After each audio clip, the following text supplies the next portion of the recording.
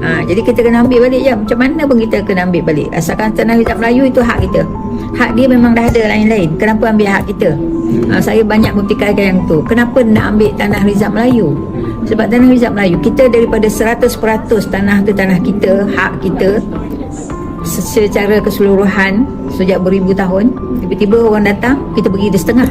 Setengah tu kita ambil, hanya setengah untuk kita. Yang setengah tu dia kacau.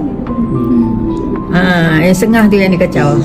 Yang itu yang kita, orang Melayu patut sedar. Nombor satu. Nombor dua, patut vokal. Nombor tiga, kena bangkit ambil balik rampas. Jangan jangan rasa biarlah orang lain yang tu buat, ataupun alah benda tu sikit. It's not sikit, besar tu.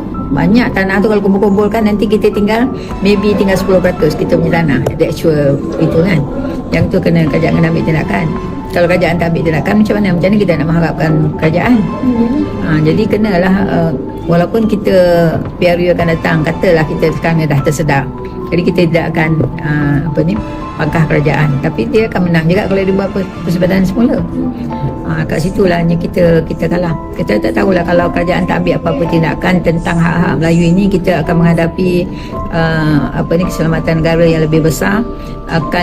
Saya rasa akan berlaku orang kata ketidak harmoni lah, tak harmoni lah negara ini.